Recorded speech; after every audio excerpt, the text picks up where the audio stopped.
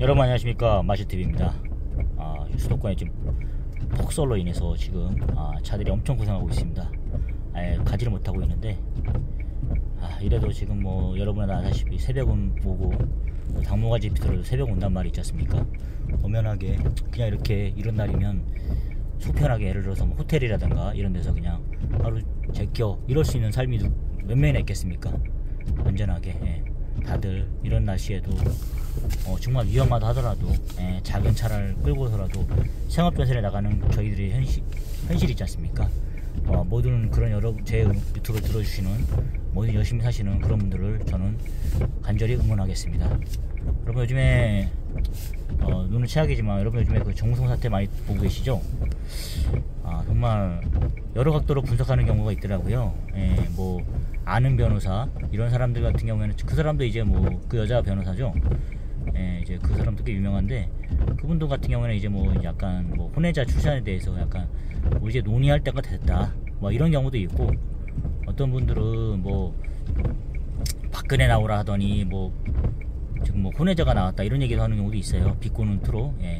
어쨌든 간에 뭐 DM도 막 날리고 뭐 난리 났더라고요. 그런 정우성의 과거 행적들이 막 나오고 있는데, 어쨌든 간에 뭐 도덕적으로 잘못된 것 같습니다. 뭐 여러 가지 제가 여러 유튜버들이 여러 얘기를 많이 하다 보니까 제가 뭐 덧붙일 얘기 없을 정도입니다. 과연 근데 너 마실TV 너의 성격은 뭐냐 물어봤을 때 저도 결론을 잘 못 내리겠더라고요. 근데 어찌 보면 참 정우성이 참 되게 그런 생각도 들었어요. 치밀하다 그런 생각도 들었어요. 아니 근데 아무래도 우리 재산이 한 300억 정도는 있을 거예요. 아무래도 지금까지 뭐 광고라든가 이런 걸 워낙 많이 찍었기 때문에 장수 이런 그런 영화배우 있잖아요. 그러니까 뭐 재력이 상당할 것 같은데, 근데 이제 그러니까 그런 영화배우들이 약간 뭐 그런 거 안 따지잖아요. 뭐 돈 같은 거. 근데 전혀 그렇게 따지지 않을 것 같아요. 뭐 로맨스라든가 이런 것만 사실 생각했던 사람인데, 약간 뭐 예를 들어서 진짜 정우성이 만약에 그때 문가비와 사이에서 그런 사실을 알고 나서 뭐 광고 같은 거를 일부러 다 했다 그러면 정말 이 사람 되게 치밀한 사람이구나 생각이 들었어요. 이제 뭐 예를 들어서 뭐 자기 그런 연애 사생활에 있어서만큼은 되게 지저분한 것 같긴 해요. 그런 것도 있고 그런 것 같긴 한데, 근데 이제 돈에 있어서 되게 되게 치밀하구나 이 생각이 들더라고요. 여러 각도로 막 분석을 하는 거예요. 연애 뭐 이렇게 뉴스에서 보면은 뭐 이제 그런 얘기도 있지 않습니까? 지금 예를 들어서 양육비 일단은 뭐 보통 사람들은 그러지 않습니까? 뭐 이렇게 어떤 분들은 그래요. 예를 들어서 아니 혼외자 출산한 건 맞다 하지만 사랑하지 않는 사이에서 만약 결혼을 하게 된다면, 자식이 있었고 결혼하게 된다 그러면은 불행한 부모 밑에서 자란 아이가 어떻게 행복할 수 있겠느냐, 그것도 맞는 말인 것 같아요. 맞는 말인 것 같으면서도 결국엔 또 헤어질 거 아닙니까? 그러면은 그게 행복하지 않은데 연기로 사는 거지 않습니까? 그렇다 보면은 그것도 행복하지 않을 것 같고, 그 말이 맞는데, 근데 이제 예를 들어서 그것도 같이 살다가 이렇게 그런 게 아니지 않습니까? 이미 시작하기 전부터 맞지 않는다고 한 거지 않습니까? 어쨌든 그 태어난 아이는 불행하게 되는 거지 않습니까? 처음부터요. 그건 좀 말이 안 되는 것 같고, 그리고 근데 이제 그걸 떠나서 이제 뭐 정우성의 행실이 너무 이렇게 뭐 3다리 4다리 막 이렇게 하는 것 같더라고요. 정말로 그거는 잘못된 행동이죠.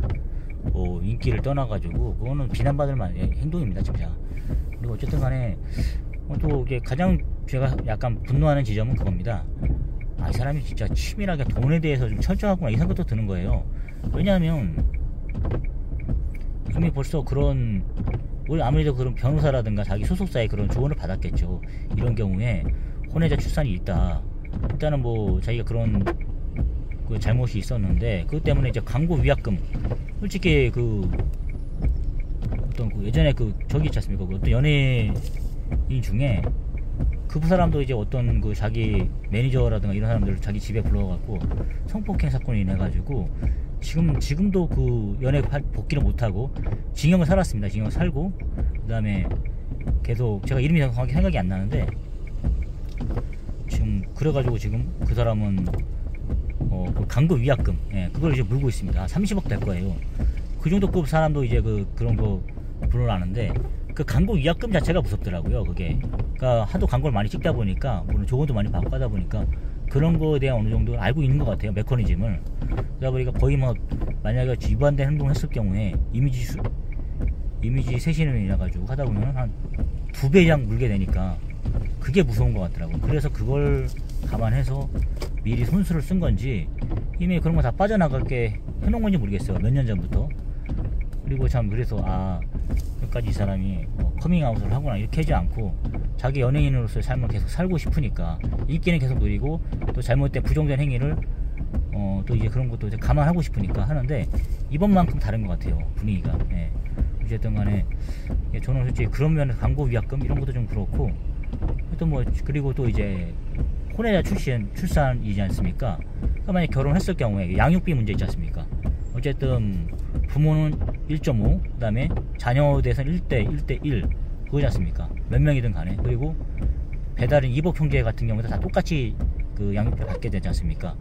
그런 차원에서 근데 만약에 진짜 정우성이 만약에 나이도 있고 하다 보니까 정착을 하기 위해서 진짜 그래 이게 진짜 운명이다 생각해서 결혼하면은 솔직히 어떻게 보면 솔직히 어떻든 간에 혼외자 출산했던 간에 되게 응원을 받은 분도 있을 거예요. 하지만 난민은 받아들이고 자기 자식 못 받았냐 이런 비꼬는 얘기까지 들으면서도 이 사람은 지금 자신의 그런 결혼 철학을 말하지 않고 있더라고요.